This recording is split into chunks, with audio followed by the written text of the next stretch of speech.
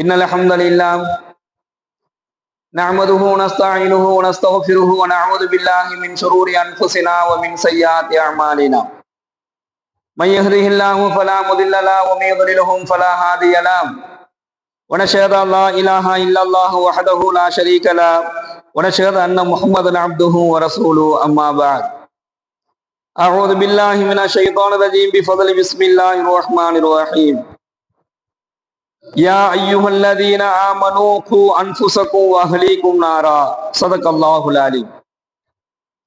கண்ணியத்திற்குரிய அல்லாஹ்வின் நல்லடியார்களே, சகோதரர்களே, நபிகள் நாயகம் ஸல்லல்லாஹு அலைஹி வஸல்லம் அவர்கள் கூறுகின்றார்கள், ஒரு அடியானினுடைய ஈமான், அந்த ஈமானினுடைய பிரகாசம் இருக்குது, அதை வைத்துதான் அல்லாஹ் அந்த அடியானினுடைய வாழ்வாதாரம், பொருளாதாரத்தை உலக வாழ்க்கையில தீர்மானிக்கிறான். அதே போன்று மறுமையினுடைய வாழ்க்கையிலையும் அவனுடைய ஈமானினுடைய அந்த பிரகாசத்தை வைத்துதான் அவனுடைய அந்த மறுமையினுடைய வாழ்க்கையும் அல்லாஹ்விடத்துல தீர்ப்பாக அமையும் என்பதாக நபிகள் நாயகம் ஸல்லல்லாஹு அலைஹி வஸல்லம் அவங்க சொல்றாங்க. அப்ப ஈமானினுடைய பிரகாசம் என்று சொன்னால் என்ன?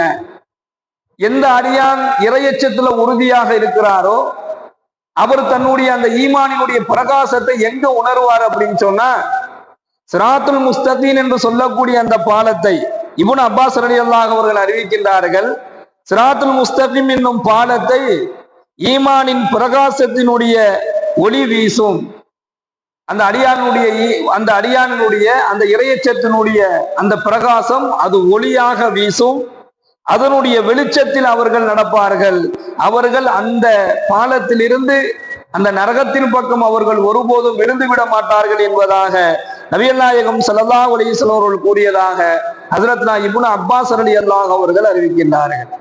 அப்ப எந்த நரகத்துல இருந்து நீங்க பாதுகாப்பு தேடுங்கன்னு அல்லாஹ்வுடைய தூதர் சொன்னாங்களோ, எந்த நரகத்தினுடைய தண்டனையை பற்றி நமக்கு கடுமையாக எச்சரிக்கிறாங்களோ, எந்த நரகத்தின் பக்கம் சென்றுவிடக் கூடாது என்பதாக தன்னுடைய உம்மத்தார்கள் நரகத்திலிருந்து பாதுகாப்பு பெறணும் என்பதாக அல்லாஹ்விடத்துல துஆ செஞ்சாங்களோ, அத்தகைய நரகத்திலிருந்து நம்மை பாதுகாக்கக்கூடியது என்ன அப்படின்னு சொன்னா, நாம் அல்லாஹ்வின் மீது வைத்திருக்கக்கூடிய அந்த நம்பிக்கையினுடைய உறுதி, அந்த ஈமானினுடைய உறுதி, அந்த லா இலாஹ இல்லல்லாஹ் முஹம்மது ரசூலுல்லாஹ் என்ற அந்த கலிமா, அது வெறும் வார்த்தை அல்ல, அது வாழ்க்கை என்பதாக எப்போது நம்முடைய உள்ளங்களில் அது உண்மையாக அது இருக்கின்றதோ அப்போதுதான் அதனுடைய அந்த நரகத்திலிருந்து பாதுகாப்பு பெறக்கூடியவர்களாக, அல்லாஹ் விரும்பக்கூடியவர்களாக, அல்லாஹ்வுடைய நேசத்தை பெறக்கூடியவர்களாக நாம் சொர்க்கம் செல்வதற்கு உண்டான நிலை ஏற்படும். இந்த துல்ஹஜ்ஜினுடைய இந்த முதல் 10 நாட்களை பற்றியுமே ஸல்லல்லாஹு அலைஹி வஸல்லம் அன்னவர்கள் இது சிறந்த நாள் என்பதாக சொல்றாங்க. உலகத்தில் இருக்கக்கூடிய நாட்களிலேயே இந்த நாட்கள் தான் அல்லாஹ்விடத்திலே சிறப்பு வாய்ந்தது என்பதாக சொல்றாங்க. இந்த முதல் 10 நாட்கள்ல கேட்கப்படக்கூடிய துஆக்கள் அங்கீகரிக்கப்படுது என்பதாக சொல்கின்றார்கள். ரமலானுடைய மாதத்தில் கடைசி 10 நாட்கள் எப்படி சிறப்பு வாய்ந்ததோ அது போன்று இந்த துல்ஹஜ் மாதத்தினுடைய முதல் 10 நாட்கள் சிறப்பு வாய்ந்தது என்பதாகலாம் சொல்லக்கூடிய ஹதீஸை நம்ம பார்க்கிறோம்.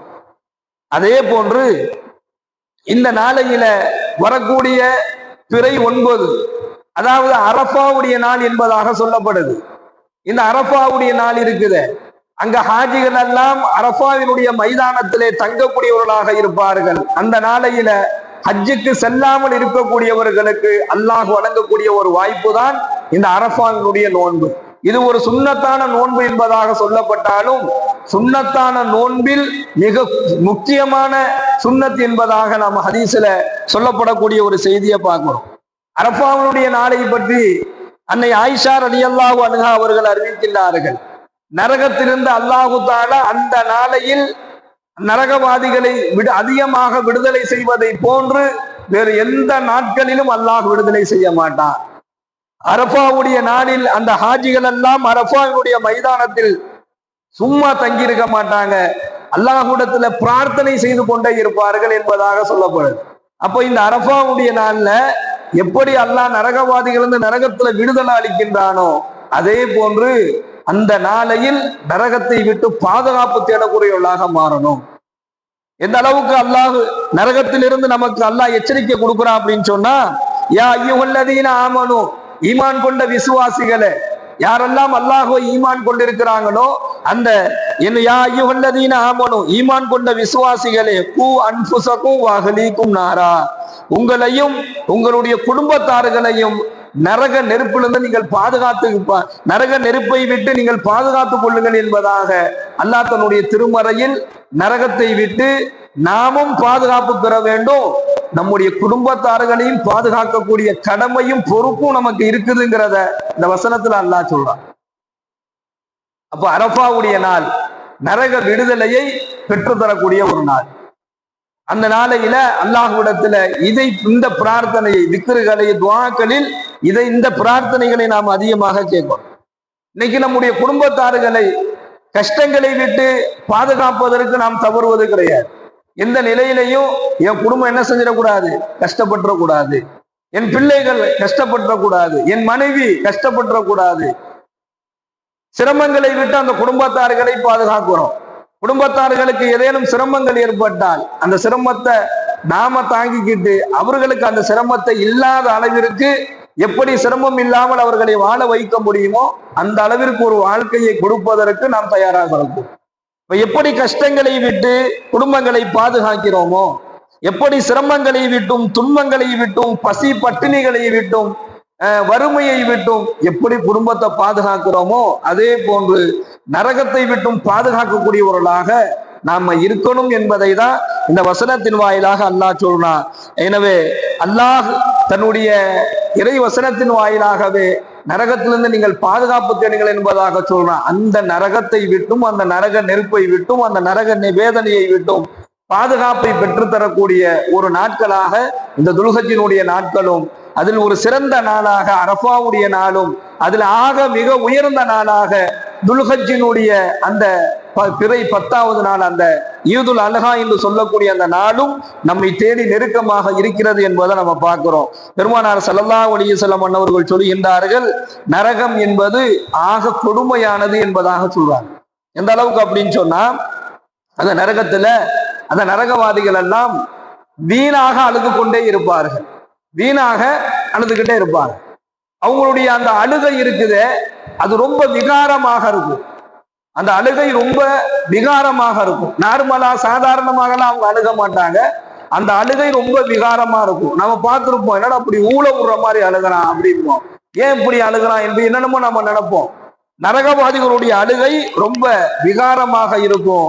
ஆனால் அது வீணான அழுகை என்பதாக ஸல்லல்லாஹு அலைஹி வஸல்லம் சொல்றாங்க. ஏன் அப்படின்னு சொன்னா, அந்த நரகவாதிகள்கிட்ட சொல்லப்படுமா, உங்களுக்கு இந்த நரகத்தை கூலியாக கொடுக்கப்பட்டிருக்கு.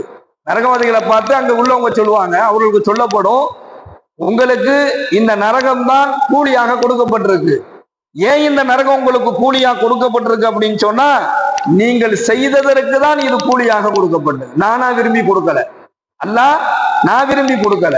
உங்களை நரகத்துல கொண்டு போய் போடணும், நரகத்துல உங்களுக்கு வேதனை கொடுக்கணும் நான் நினைக்கல.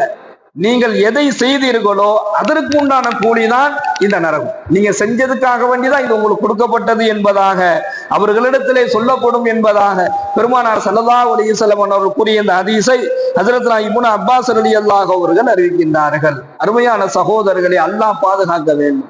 இந்த உலகத்துல எதை நாம் செய்கிறோமோ அதற்கு உண்டான கூலியில் அல்லாஹ் கொஞ்சம் கூட குறை வைக்க மாட்டான். நன்மையில் ஒரு அணு அளவும் குறை ஏற்படாது என்பதாக அல்லாஹ் சொல்றான். நீங்கள் உலகத்துல செஞ்ச எந்த விதமான ஒரு குறைந்தபட்சம் ஒரு அணு அளவு நீங்கள் நன்மைகளை செய்திருந்தாலும் அந்த நன்மைக்கு உண்டான அதற்கு உண்டான பகரத்தை மறுமையில நீங்க பெற்றுக்கொள்வீர்கள். உங்களுக்கு அதுல நான் குறையே வைக்க மாட்டேங்கிறான் அல்லாஹ். அதே போன்று நீங்கள் தீமை செய்திருந்தாலும் அல்லாஹ் நாடியவர்களை தவிர அதற்கு உண்டான தண்டனை நிச்சயமாக அவர்களுக்கு கொடுக்கப்படும் என்கின்ற ஒரு செய்தியையும் அல்லாஹ் சொல்றான். அப்போ கலப்பமற்ற முறையில் தௌபா செய்யக்கூடிய ஒரு வாய்ப்பு ஒரு நாளையில் நாம் இருக்கிறோம். இந்த துல்ஹஜ்ஜினுடைய இந்த 10 நாட்கள்ல எதிர்வர இருக்கக்கூடிய மீதம் இருக்கக்கூடிய இந்த நாட்கள்ல அதிகமாக தௌபா செய்வதை ஸல்லல்லாஹு அலைஹி வஸல்லம் அவர்கள் வலியுறுத்துறாங்க. நரக நெருப்பிலிருந்தும் நரகத்தை விட்டும் பாதுகாப்பு தேடுவதையும் வலியுறுத்துறாங்க. நீங்க உங்களுக்கு மட்டும் நரகத்திலிருந்து பாதுகாப்பு தேடாதீங்க, உங்களையும் உங்களுடைய குடும்பத்தார்களையும் நீங்கள் நரகத்திலிருந்து பாதுகாப்பு தேடுங்க அல்லாஹ் வலியுறுத்தக்கூடிய ஒரு செய்தியையும் இந்த இறை வசனத்தின் வாயிலாக நம்ம பார்க்கிறோம். சுப்ஹானல்லாஹி வபிஹம்திஹி سبحانك اللهم وبحمدك ونشهد أن لا إله إلا أنت ونستغفرك ونتوب إليك سبحان ربك رب العزة عما يصفون وسلام على المرسلين والحمد لله رب العالمين صلى الله على محمد صلى الله عليه وسلم صلى الله على محمد صلى الله عليه وسلم صلى الله على محمد